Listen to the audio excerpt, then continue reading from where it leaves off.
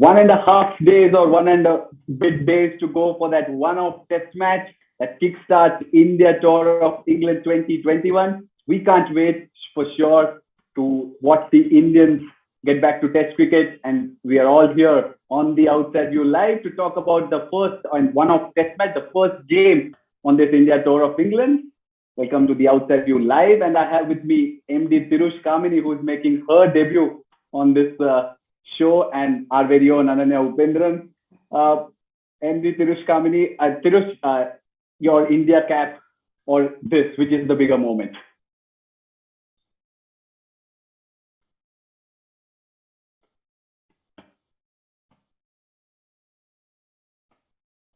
Thirush, unmute yourself.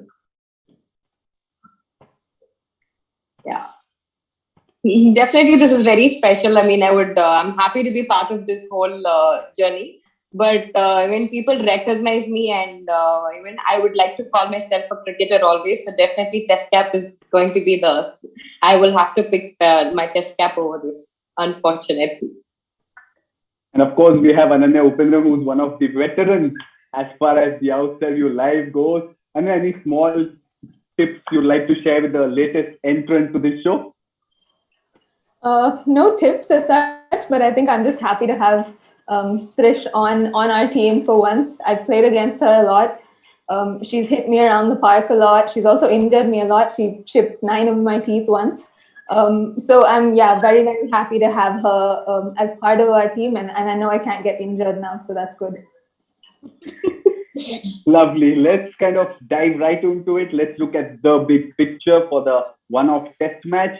Of course, the head-to-head, because that's something that it's almost the starters for any game. And you look at the head-to-head, it's a very unusual one because both teams have played 13 matches.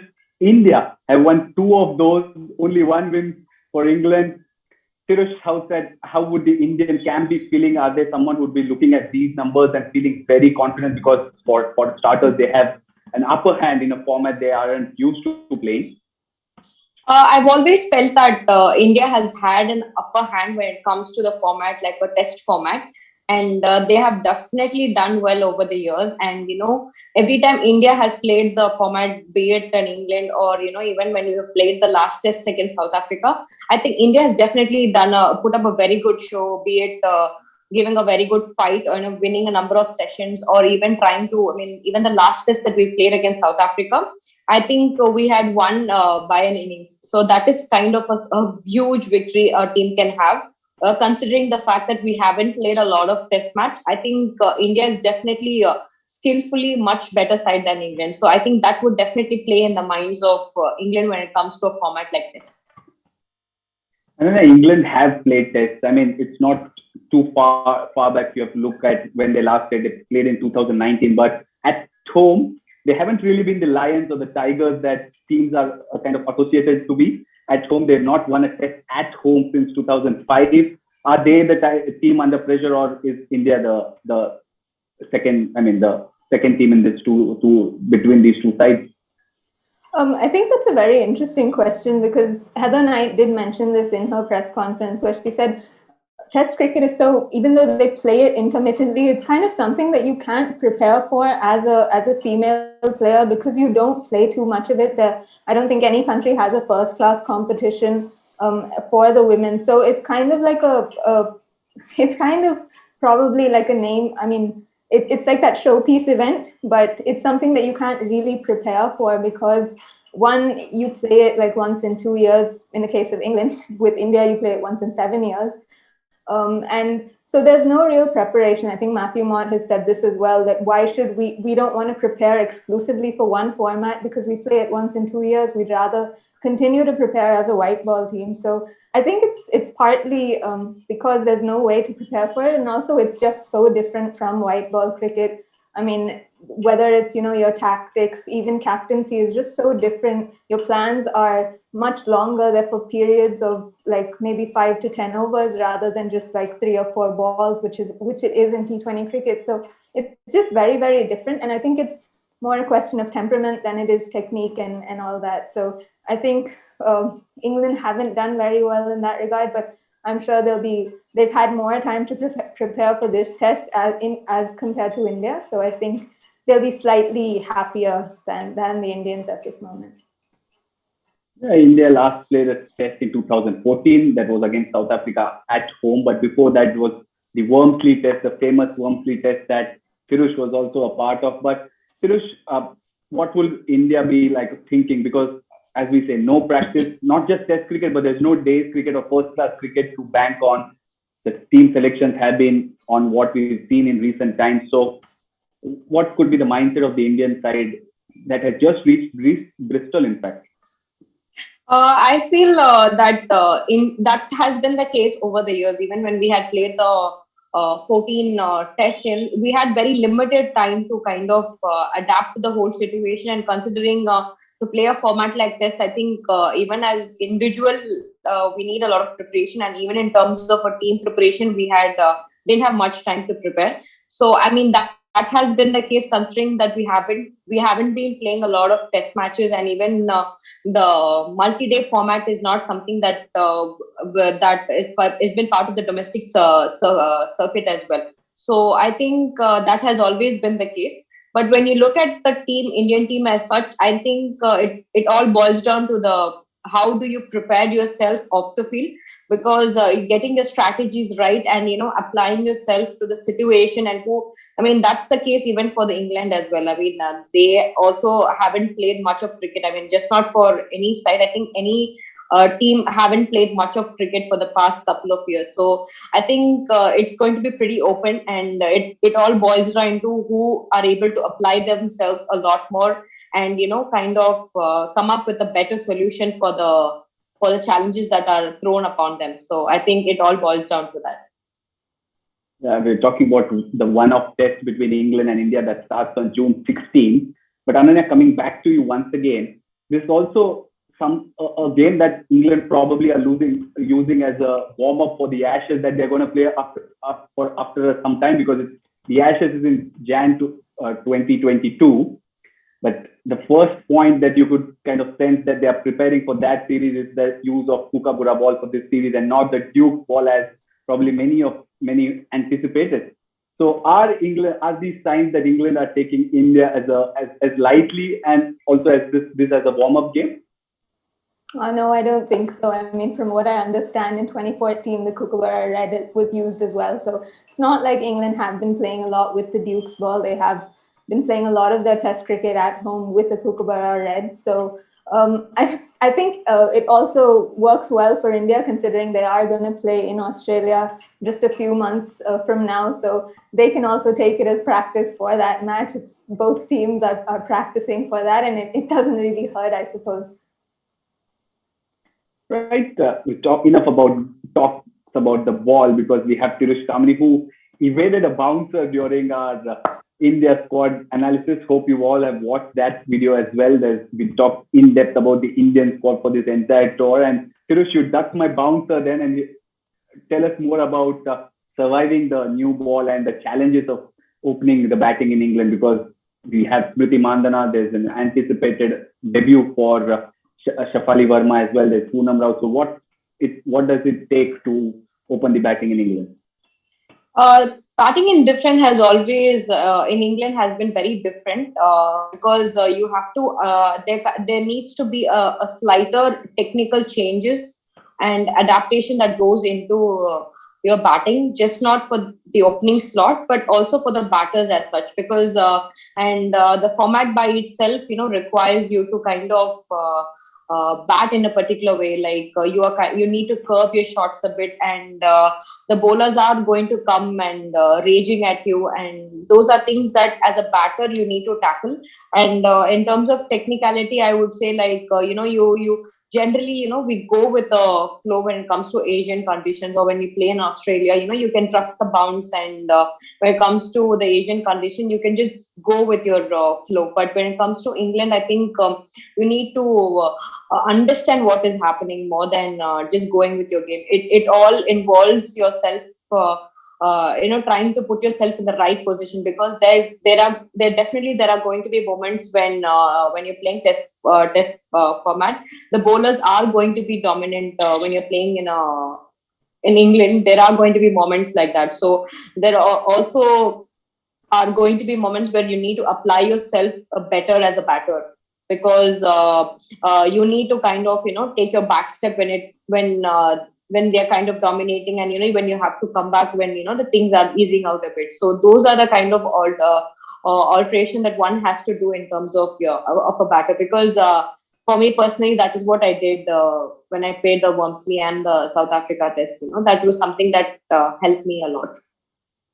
And how much do you, I mean, when you land in England, how much time do you take to adapt to those conditions and make those changes that you need for your batting? Because we've seen that the Indian team has just reached Bristol today, so which is less than 2 days for them to get used to those conditions. So how much time did you take personally when you'd gone back in 2014, and how much time does it really take to get adjusted and feel comfortable? That is why I mentioned earlier, we are a bunch of professional cricketers. I mean, we are not touring for England for the first time. I mean, we've played enough number of enough number of matches in England as such. So I think the adaptability comes in really quickly. But the thing that is going to be really tricky is the format that we're playing. It's more than the conditions. I think the temperamental thing that really comes into play, because when you're playing like a format like a test format, I think it's important that you're able to kind of get in the habit of playing longer, because that is not something we are so used to playing white ball cricket. That is something that is so different from the white ball cricket. You have to stay longer and be temperamentally very strong, and you have to be more determined to score the runs that is required, because sometimes when we're so used to playing the one day and the T20 format, it feels like we're slightly on the slower side.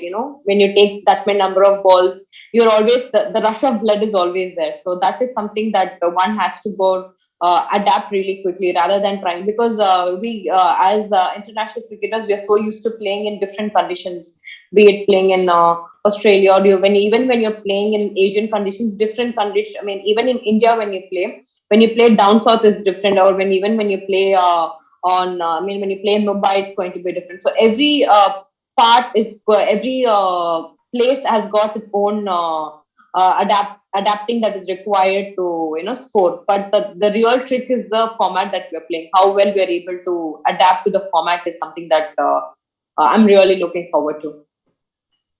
Indeed, it could be probably said that this could be a good way to ease into English conditions, as the battles can afford to take a bit of time. But Bristol, the county ground in Bristol, is the venue for the test match. It will become England's ninth test venue, the first time the test match is going to be played there. But Ananya, we talk about the condition. The players are yet to look at it, because we had the Indian vice captain Harmanpreet Kaur at the press conference, who said that they are yet to look at the surface. If you look at those county championship results, 3 matches have been played, and three have been where team has won chasing. So is that an indication of the track being good, or it's just nothing to do because it's going to be a new game and after a long time? I think it would be hard or wrong to read into those results, because again, it's men's cricket. The pace of it is very, very different.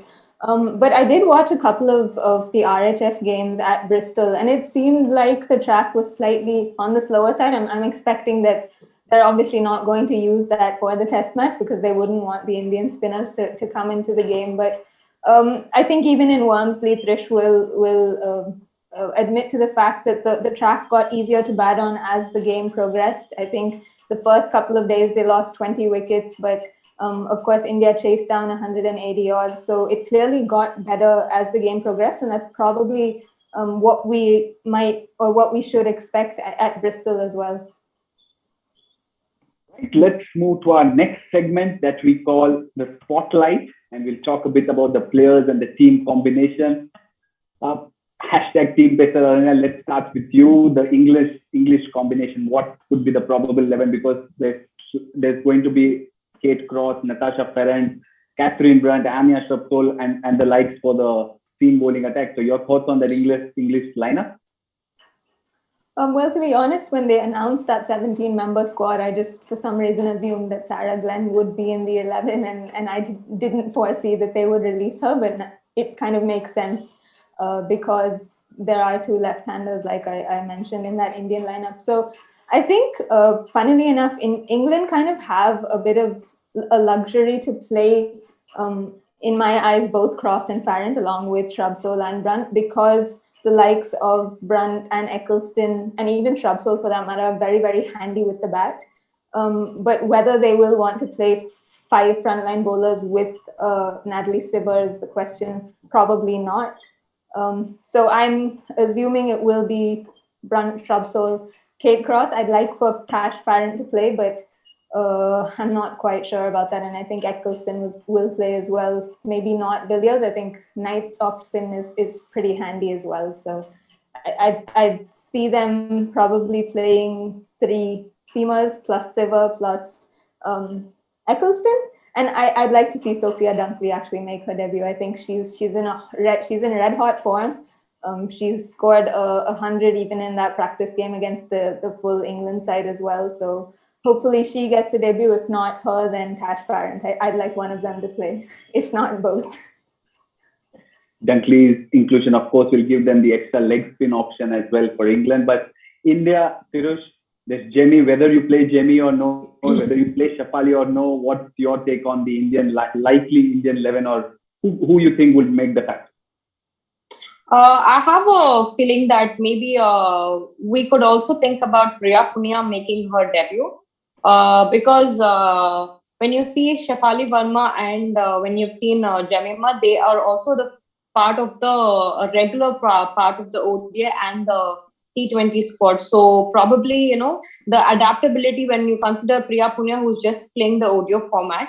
So I have a feeling that they might go ahead with Priya Punia, considering Jemima has been having a very lean patch of late, and Priya Punia, they have replaced Priya Punia in the ODI as well against South Africa. I mean, the last ODI you did see that Priya Punia had come in place of Jemima. So probably I have a feeling that they might go in with Priya and Smriti in the opening slot rather than Jemima or Shafali.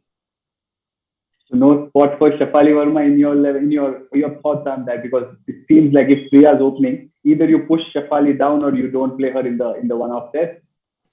I feel that Shafali has done really well when it has come to the T20 format, and I'm really excited to see how she does well in the ODI format. I mean, trying to just push her into all the formats just in a go, I think it's like we're hurrying it up too much.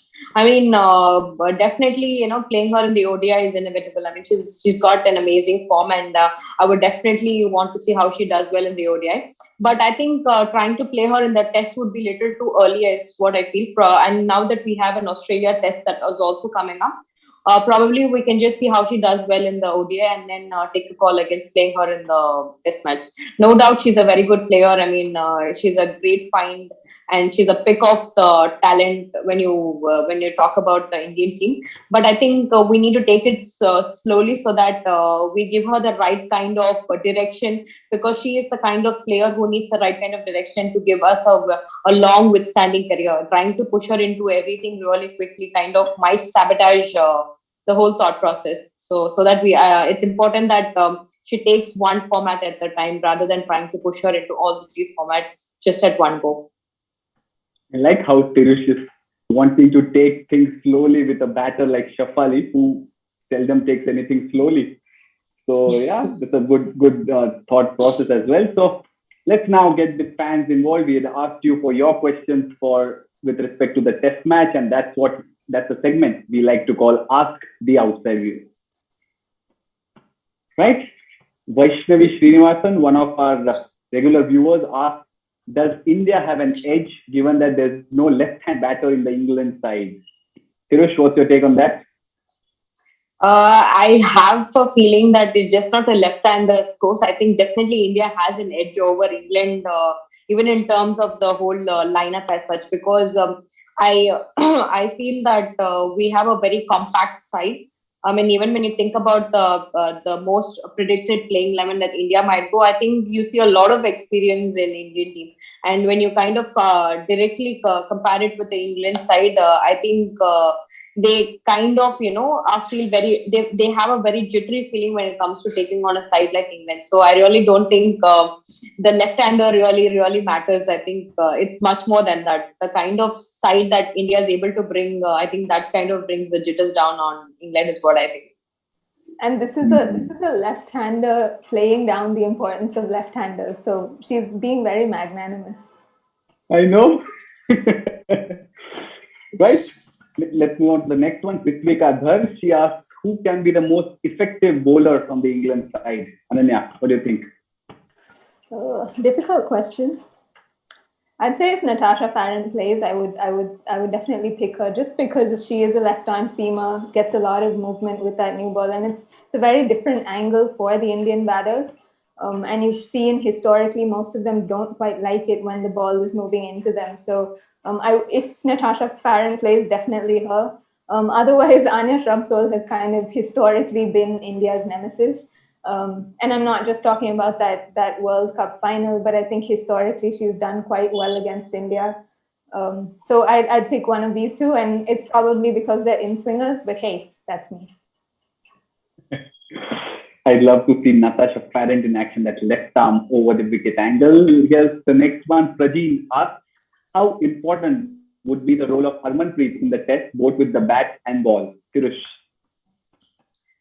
Definitely a very important role, considering the kind of experience that she's had and the player that she's grown to be.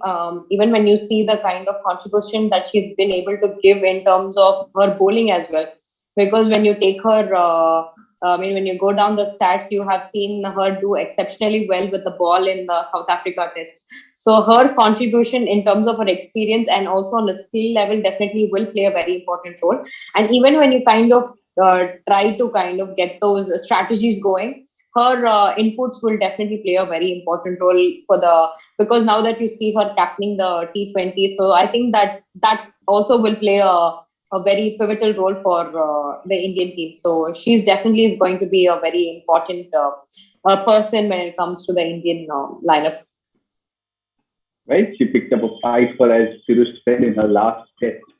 So who knows what's in store. So here's the next one. Cricket Beyond Entertainment asks, what would England's 11 look like in terms of their balance? Would they play any other spinner apart from Sophie? Probably not, but also would love to hear more about Farren and how she can be a threat for the Indians.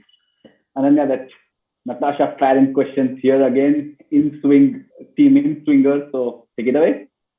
Well, again, like I mentioned, just that left arm over the wicket angle. It's not an angle that you face too often, whether it's international or domestic cricket. I think within India itself, we probably have 2 or 3 left arm seamers. So it's not something that you face regularly in practice. And just the fact that we've seen Farren bowl in that Rachel Hayhoe Flint Trophy, and she's getting the ball to really hoop in.